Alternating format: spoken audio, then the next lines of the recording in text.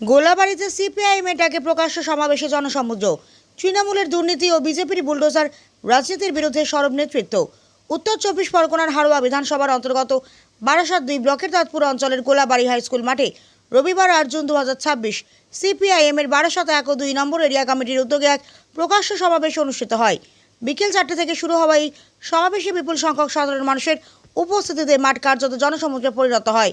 সমাবেশ থেকে বক্তারা ভোটাধিকার রক্ষা, বুলডোজার রাজনীতির বিরোধিতা, হকার উচ্ছেদের বিরুদ্ধে প্রতিবাদ, প্রিপেড স্মার্ট মিটার বাতিল সহ একাধিক গণদাবি তুলে ধরেন।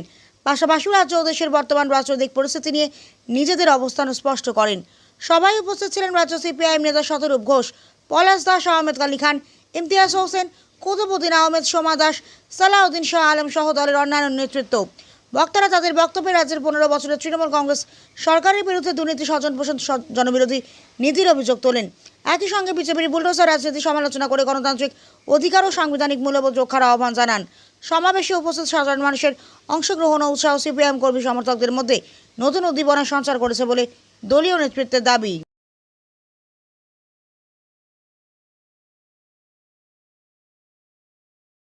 তার মানে একটা জিনিস প্রমাণিত হলো, এখানে এই যে বিনা প্রতিদ্বন্দ্বিতায় পঞ্চায়েত হয়ে যেত, সভা হতো না, বামপন্থীদের কোনো সভা মিটিং মিছিল করা যেত না। আর তার জন্য ব্যাখ্যা দেওয়া হতো তৃণমূল থেকে, কারণ বলা হতো যে গোটা শাসনে, গোটা হাড়োয়াতে, মিনাখাতে সিপিআইএমের কোনো সমর্থক নেই, সিপিএম করার মতো কোনো কর্মী নেই।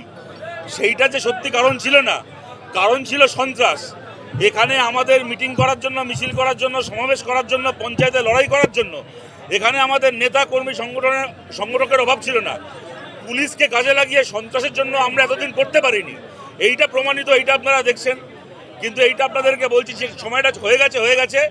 এখন যখন একবার ওই সন্ত্রাসকে সরিয়ে সিপিআইএম ময়দানে এসে দাঁড়িয়েছে, এখান থেকে খালি সামনের দিকে এগোনো আছে, আর পেছন ফিরে তাকানো নেই। দেখো, এটা হওয়ার ছিল।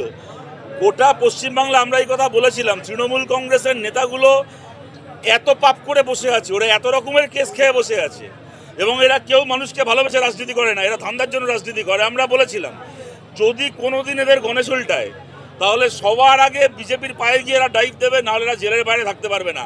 একদিকে যখন সৃজন চক্রবর্তী, সৃজন ভট্টাচার্যরা মার খাচ্ছে, আচ্ছা জয়রাজ ভট্টাচার্য থেকে শুরু করে, সুদীপ সেনগুপ্ত থেকে শুরু করে আমাদের পার্টির নেতা কর্মী সংগঠক, এমনকি যারা নাট্য আন্দোলন প্রগতিশীল শিল্পী যারা, তারা পর্যন্ত আজকে দাঁড়িয়ে মার খাচ্ছে হকারদেরকে রক্ষা করতে গিয়ে, বাঁচাতে গিয়ে।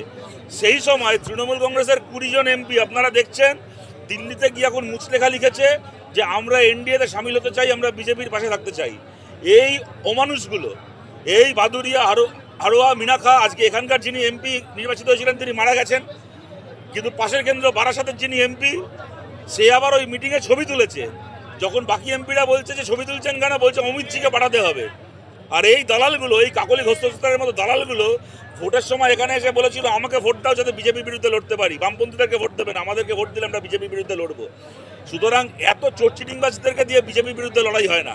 আমরা কমিউনিস্টরা বিজেপির এই রাজনীতির বিরুদ্ধে ছিলাম, আছি, আমরা থাকবো। এবং আজকের রাজনীতিতে পশ্চিমবাংলায় দেখুন দুটো পক্ষ আছে, একদিকে বিজেপির সরকার গেরুয়া ঝান্ডা, একদিকে কমিউনিস্ট পার্টি লাল ঝান্ডা। এই দুয়ের মাঝখানে আর কেউ নেই। গোটা বাংলার মানুষকে আমরা বলছি আপনারা পক্ষ বেছে নিন। এবং এই যে আপনারা জানেন, এই হকার উচ্ছেদ নিয়ে আপনি বললেন, ভোটের আগে বিজেপি স্লোগান দিয়েছিল, গোটা বাংলা জুড়ে দেওয়াল লিখেছিল, জন্ম যখন হিন্দু কুলে, ভোট দেব পদ্ম কুলে।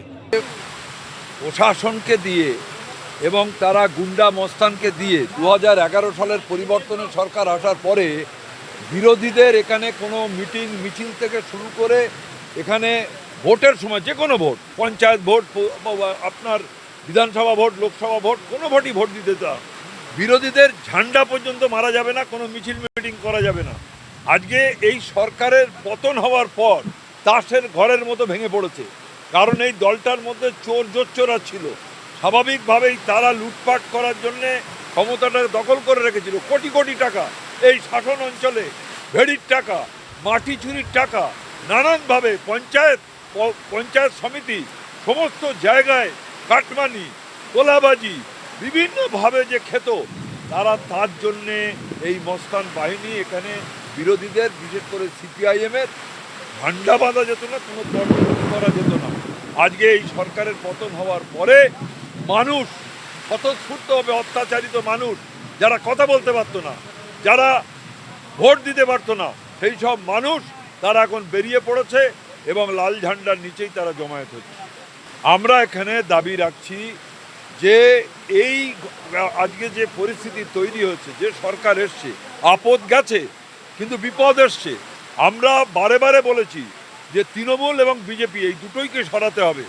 মানুষ আমাদের উপরে ভরসা করতে পারেনি, বাইনারি হয়েছে। বিভিন্ন ইলেকট্রনিক মিডিয়া, প্রিন্ট মিডিয়া, বড় বড় যে হাউস আছে, মিডিয়া হাউস, তারা এই বাইনারি চালিয়েছে যে এবারে বিজেপি আসছে, তৃণমূল যাবে, আর হয় তৃণমূল নয় বিজেপি। আমাদেরকে দেখা যেত না, ফলে মানুষ আমাদের উপরে ভরসা করতে পারেনি। আর আমরাও বুঝতে পেরেছি যে মানুষ, তারা কিন্তু আমরা যে বলতে পারিনি যে আমরা সরকার গঠন করব, ফলত মানুষ, কিছু মুসলমান মানুষ, তারা এই যে হাড়োয়া বিধানসভায় দেখা যাচ্ছে যে মানুষ মাতুন সাহেবকে ভালোবেসে নেয়নি, আর এক শ্রেণীর হিন্দু মেরুকরণ, মুসলিম মেরুকরণ হয়েছে। আর এক ধরনের মানুষ এই 15 বছরের যে অপশাসন, যে গলা টিপে মেরেছে গণতন্ত্রকে, কোনো কথা বলতে দেয়নি, লুট হয়েছে, চুরি হয়েছে, শিক্ষা, স্বাস্থ্য, সমস্ত কিছু ধ্বংস হয়েছে। তারা চেয়েছে একে কবে বিদায় দেওয়া যাবে। তার জন্যে সমস্ত মানুষ যখন বুঝছে যে এবারে বামপন্থীরা জিততে পারবে না, আগে এইটাকে সরাই, তার জন্য একটা অংশ মানুষ ভোট দিয়েছে। কিন্তু এবারে মানুষ পরিষ্কার বলছে এবারে আপনারাই আসবেন, লাল ঝান্ডা ছাড়া গরিব খেটে খাওয়া মানুষ, শ্রমজীবী মানুষের পাশে কেউ থাকতে পারে না। সুতরাং বাইনারি বন্ধ হয়েছে। আগামী দিনে পঞ্চায়েত নির্বাচন হোক, উপনির্বাচন হোক, মানুষ আমাদেরই বেছে নেবে।